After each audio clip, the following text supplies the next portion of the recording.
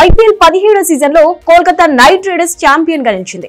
పూర్తి ఏకపక్షంగా సాగిన ఫైనల్లో కోల్కతా 8 వికెట్ల తేడాతో సన్ రైజర్స్ హైదరాబాద్ ను చిత్తు చేసింది. లీగ్ స్టేజ్ లో అదరగొట్టిన సన్ రైజర్స్ టైటిల్ పోర్ లో మాత్రం చెత్త ప్రదర్శనతో నిరాశపరిచింది. ఈ మ్యాచ్ లో టాస్ గెలవడం తప్పిస్తే సన్ రైజర్స్ కు కలిసొచ్చిన అంశం ఒక్కటీ లేదు.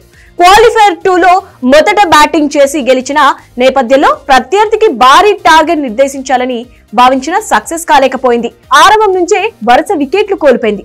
అంచనాలు పెట్టుకున్న ఓపెనర్లు హెడ్ అభిషేక్ శర్మ, త్రిపాఠి నిరాశపరిచారు. కోల్కతా బౌలర్లు కట్టుదిట్టంగా బౌలింగ్ చేయడమే కాదు వరుస వికెట్లు పడగొట్టి పై చేయి సాధించారు. కోల్కతా బౌలర్లో రసెల్ 3, హర్షిత్ రాణా 2, స్టార్క్ 2 వికెట్లు పడగొట్టారు. 114 పరుగుల టార్గెట్ ను కాపాడుకుంటుందని ఏమూలో ఆశ ఉన్నప్పటికీ కోల్కతా బ్యాటర్లు అవకాశం ఇవ్వలేదు.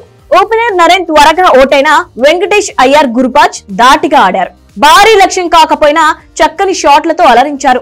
సన్ రైజర్స్ బౌలర్లు పెద్దగా ప్రభావం చూపలేకపోవడంతో కోల్కతా ఆడుతూ పాడుతూ లక్ష్యాన్ని ఛేదించింది. గుర్బాజ్, వెంకటేష్ అయ్యర్ జోరుతో కేవలం ఓవర్లోనే టార్గెట్ అందుకుంది.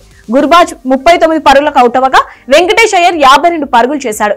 కోల్కతా ఐపీఎల్ గెలవడం ఇది మూడోసారి.